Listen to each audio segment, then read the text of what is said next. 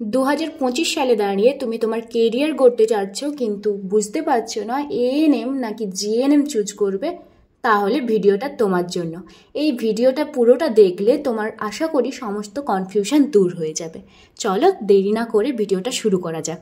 সবার আগে জানতে হবে এএনএম আর জিএনএমটা কি। এএনএম হলো 2 বছরের একটা সার্টিফিকেট কোর্স, কিন্তু সেখানে জিএনএম হলো 3 বছরের একটা ডিপ্লোমা কোর্স। এএনএম হোক কিংবা জিএনএম হোক, যে কোনো কোর্স করার আগে সবার মনে যে প্রশ্নটা সবার প্রথম আসে যে কারা এই কোর্সটা করতে পারবে। তুমি যদি এইচএস পাস করা ক্যান্ডিডেট হয়ে থাকো তাহলে তুমি এএনএম কিংবা জিএনএম যে কোনো একটা কোর্স করতে পারবে। এরপর সবার মনে যে প্রশ্নটা আসে যে আমি এই দুটো কোর্স করার জন্য কোন স্ট্রিমের হতে হবে। শোনো, এরকম কোনো বাধ্যবাধকতা নেই যে তোমাকে সায়েন্স স্ট্রিমেরই হতে হবে। তুমি আর্টস থেকে হও, কমার্স থেকে হও কিংবা সায়েন্স থেকে হও, তুমি যে কোনো স্ট্রিম থেকে হলেই কিন্তু এএনএম কিংবা জিএনএম কোর্সটা করতে পারবে। কিন্তু কথাটা কেন বললাম যে আমি তো এইচএসে পাস করেছি, তাহলে কি আমি দুটো কোর্সের জন্য এলিজিবল? না, সেক্ষেত্রেও কিন্তু তোমাকে 40 অ্যাবভ মার্কস রাখতে হবে এইচএসের জন্য। বিশেষ করে ইংলিশ সাবজেক্টে কিন্তু তোমাকে 40 অ্যাবভ মার্কস রাখতেই হবে মাস্ট। এএনএম কোর্স কেবলমাত্র রাজ্যের ভেতরেই প্রবেশিকা পরীক্ষা ক্র্যাক করার মাধ্যমে কিন্তু কমপ্লিট করা যায়, কিন্তু সেক্ষেত্রে জিএনএম কোর্স তুমি প্রবেশিকা পরীক্ষাতে যদি পাস করো খুবই ভালো কথা, তাহলে সরকারিতে চান্স পাচ্ছ। আর যদি না পাস করতে পারো প্রবেশিকা পরীক্ষায়, তাহলে তুমি কিন্তু বেসরকারি যে কোনো অন্য রাজ্য থেকেও কিংবা নিজের রাজ্যে প্রাইভেট কলেজ থেকেও কিন্তু পাস করতে পারবে। এএনএম কোর্সটা শুধুমাত্র মেয়েরা করতে পারবে, কিন্তু সব মেয়েরা পারবে না। যাদের বাড়ি কেবলমাত্র পঞ্চায়েত এলাকার মধ্যে তারাই কেবলমাত্র এএনএম কোর্সটা কমপ্লিট করতে পারবে। এএনএম জবের পোস্টিং পঞ্চায়েত এলাকার মধ্যেই দেওয়া হয়, সেক্ষেত্রে কিন্তু তোমার রেসিডেন্সিয়াল সার্টিফিকেট হিসেবে পঞ্চায়েত এলাকা মাস্ট থাকতে হবে। জিএনএম করার ক্ষেত্রে ছেলে মেয়ে উভয়েই করতে পারো, পঞ্চায়েত এলাকাতে বাড়ি হোক কিংবা পৌরসভা এলাকাতে বাড়ি হোক, যে কোনো জায়গা থেকে তুমি কিন্তু জিএনএম পাসটা করতে পারবে। এএনএম এবং জিএনএম কোর্সটা সরকারিভাবে করার জন্য প্রায় প্রতি বছরই কিন্তু একটা করে প্রবেশিকা পরীক্ষা হয়ে থাকে। সেই পরীক্ষায় বসার জন্য তোমার বয়স সীমা 17 থেকে 35 বছরের মধ্যে হতে হবে। যে কোনো কোর্স করার আগে সবার প্রথম আমাদের মাথায় কিন্তু একটা চাপ থাকে যে খরচ কেমন হবে। শোনো, তুমি এএনএম করো কিংবা জিএনএম করো, তোমার যদি সরকারিভাবে করে থাকো তাহলে কিন্তু তোমার প্রতি মাসে মাত্র 12 টাকা লাগছে। বছরের হিসেব করে যদি দেখা যায় তাহলে মাত্র 144 টাকা তোমার লাগছে। এছাড়া তোমার ড্রেসের খরচ, বইয়ের খরচ, সেগুলো কিন্তু এগুলোর মধ্যে কিন্তু ইনক্লুডেড নয়, সেগুলো আলাদাভাবে তোমাকে খরচ করতে হবে। এছাড়াও তোমার খাওয়ার খরচটাও কিন্তু আলাদাভাবে করতে হবে।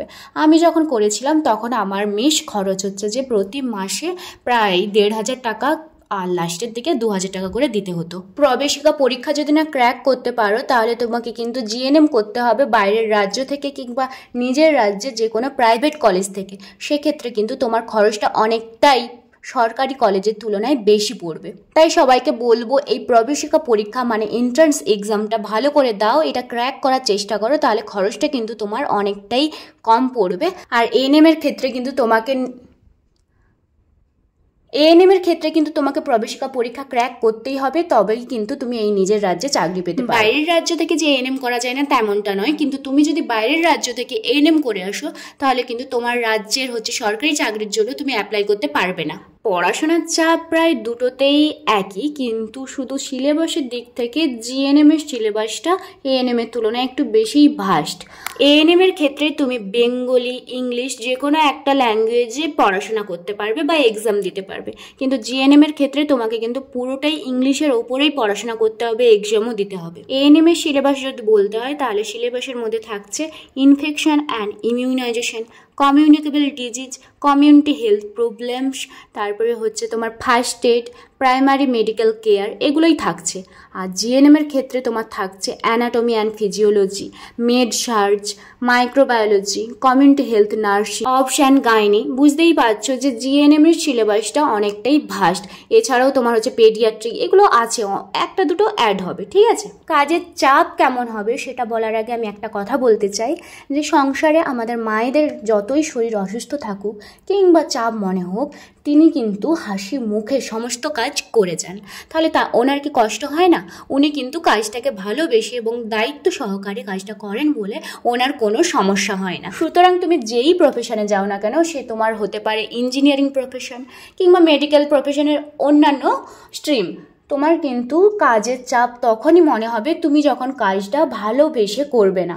তুমি যদি দায়িত্ব সহকারে কাজটা করতে পারো তাহলে তোমার কাছে কিন্তু কাজটা কোনো চাপের মনে হবে না। এএনএম বেসিক্যালি যে কাজগুলো করতে হয় সেগুলো হচ্ছে যে মাদার অ্যান্ড চাইল্ড এর ওপরেই করতে হয়। এছাড়া হচ্ছে টিবি আরও কিছু প্রোগ্রাম আছে সেগুলো। আর জিএনএম এর ক্ষেত্রে সবাই বলে যে ফিল্ড বেসিসে তোমার কাজের চাপ কেমন হবে সেটা ডিপেন্ড করে। তবে আমার পার্সোনাল এক্সপিরিয়েন্স থেকে বলছি, আমি সিএইচও ফিল্ডেও করেছি আর ইনডোরেও করেছি, প্রায় কাজের চাপ দেখতে গেলে একই রকম। আসল কথা হলো তোমার কাজের ম্যানেজমেন্ট পাওয়ার কেমন সেটার ওপর কিন্তু ডিপেন্ড করছে তোমার চাপ। দায়িত্ব সহকারে পেশেন্টদের যদি তুমি ফ্যামিলি মেম্বার ভেবে কিংবা হচ্ছে যে তোমার কাজের ফিল্ডটাকে নিজের সংসার বা ঘর ভেবে যদি কাজ করতে পারো তাহলে তোমার কিন্তু কোনো চাপ মনে হবে না। নিজের কেরিয়ারের জন্য এইটুকু চাপ বলো বা দায়িত্ব বলো তোমাকে তো নিতেই হবে। চাকরির সুযোগ যদি বলতে চাও তাহলে কিন্তু এএনএম এর যে সবাই বলছে চাকরির সুযোগটা বেশি, তোমার কিন্তু সেটা ডিপেন্ড করছে একেবারে সম্পূর্ণ নিজের গোলের ওপর। তুমি যদি চাও নর্সেট এক্সাম ক্র্যাক করতে কিংবা রেলের কোনো নার্সিং এক্সাম ক্র্যাক করতে, সেক্ষেত্রে কিন্তু তোমাকে জিএনএম চুজ করতে হবে, তাহলে তুমি সেক্ষেত্রে একটা সেন্ট্রাল গভর্নমেন্টের জব পাবে।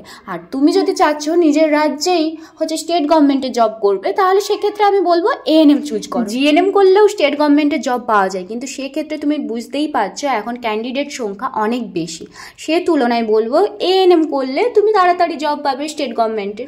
সরকারি থেকে এএনএম করো কিংবা জিএনএম করো, কোনো কিছুতেই চোখ বন্ধ করে বলা যায় না যে তুমি 1 বছরের মধ্যেই চাকরি পেয়ে যাবে। প্রতিটা জিনিসই সময় সাপেক্ষ।